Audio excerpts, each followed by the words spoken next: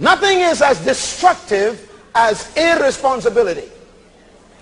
The most pervasive characteristic that plagues our society today, worldwide, is that of irresponsibility. Irresponsibility is defined as not answerable to authority, lacking a sense of accountability, unable to respond to conscience. It also means fickle, flighty, thoughtless, rash, undependable, unstable, loose. To be irresponsible means to transfer blame for your behavior to somebody else. The entire world is suffering under this destructive influence of irresponsibility. No one wants to take responsibility for their actions, their decisions, their situations, nor their circumstances. We are experts at blaming the past for our future. We blame our parents for our habits. We blame our teachers for our ignorance. We blame our leaders for the way we follow them. We blame sickness for our health. We blame our children for our social problems. They are our children. We blame cigarettes and tobacco companies for our cancer. We blame the government for unemployment. Let me pause there a minute. I got a problem with this one. You know why you ain't working? Because you don't want to.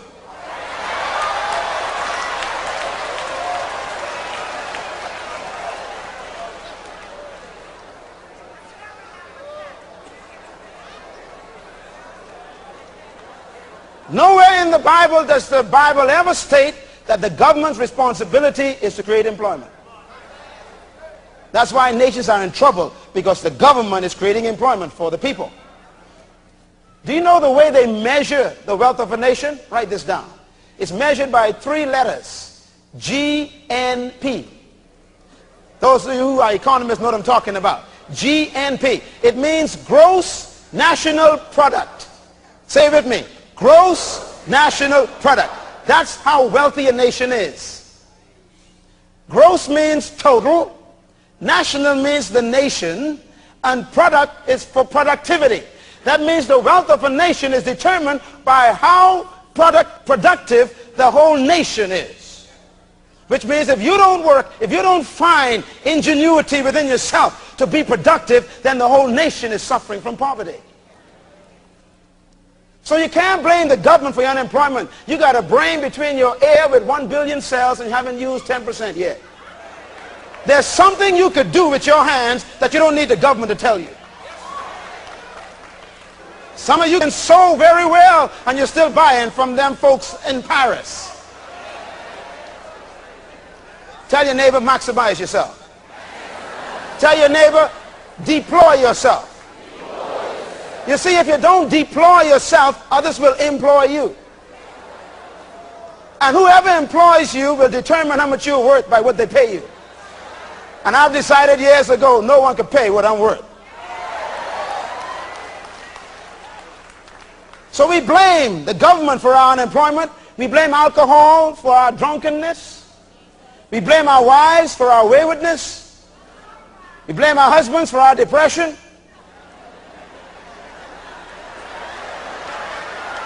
Oh,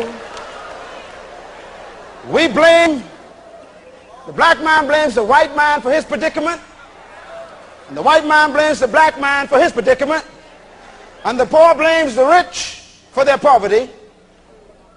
And we live in an irresponsible generation. We live in a generation who believes that life owes them something. A generation who refuses to take personal responsibility for their own decisions and actions. Irresponsibility is the abandonment of conscience and the ignorance of accountability. To violate stewardship is to be irresponsible. So the criminal blames society for his misbehavior. Isn't that amazing? I heard a case just yesterday. A guy killed another guy, and the court are having difficulty because the plea of the young man who shot the other young man was that the community brought him up in a certain way, that's why he shot him. Now friends, when we have transferred our behavior to the society we live in, we are in trouble. We are a society of blamers. The sinner blamed the hypocritical preacher for his damnation.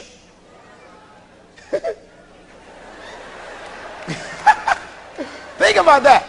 Brother said, well, I ain't coming to church. Why? Them preachers ain't no good. Brother, go to church for yourself. Don't worry about them preachers. Stop transferring your irresponsibility on a preacher.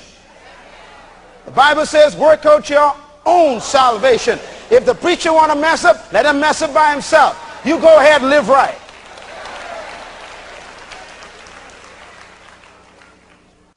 If you mismanage something, God will take it from you.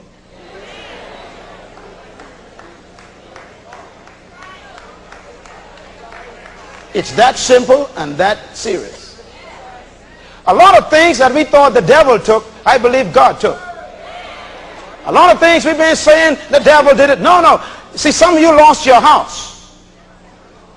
And you come on the prayer line for the pastor to pray for you to get your house back. Because you didn't pay your mortgage for 3 weeks because you was buying some dresses you couldn't afford. It's called mismanagement. Your car was repossessed. And now you're saying, devil, take your hands off my car. I rebuke you. The devil says, I ain't never touched your car. You didn't pay the note.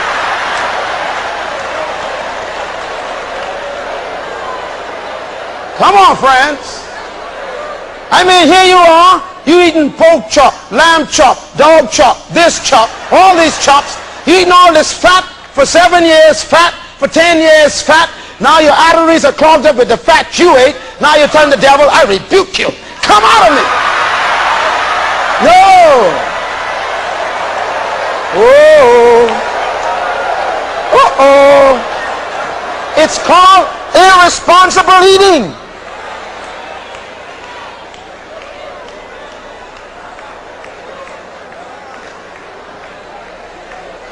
Tell your neighbor, I feel myself growing up.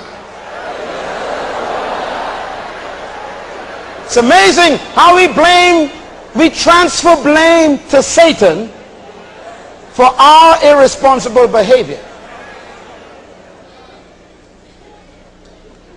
You don't exercise? Well, I might as well touch it. And you eat more fat than you burn, so the fat stays with you.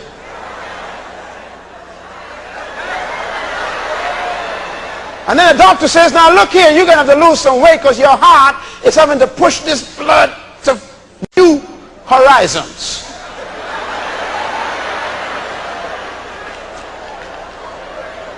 And we come on the prayer line, we say, pray for me, preacher. And the preacher says, Satan, come out of her. Lord, heal this woman. The devil is outside crying, saying, they always blaming everything on me.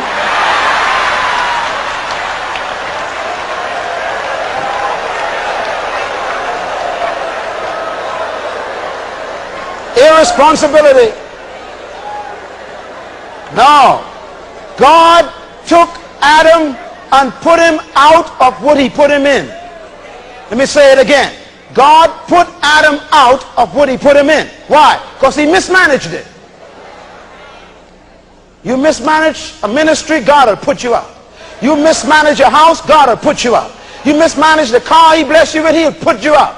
If you mismanage the home, he'll put you out. And not only will he put you out, he'll put a cherubim to make sure you don't get back.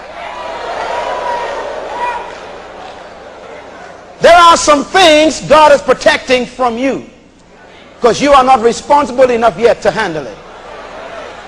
Oh, you all hear me tonight. Some of you praying for things you can't manage. That's why you ain't got it yet. It ain't that God ain't hearing you, but you ain't qualified to manage it yet. Some of you praying for $1 million and can't manage it, $1,000 salary yet. According to Jesus, this is the way God thinks. If you are faithful over a little, then he will make you rule over much. Write this down. Organize for what you're praying for. Organize for what you're praying for. Pray for what you know you can manage. Some folks praying for a spouse who can't manage their own body yet. Why you want to take on another body when your body's out of discipline? You think God's not blessing you with a spouse? God's protecting that person from you.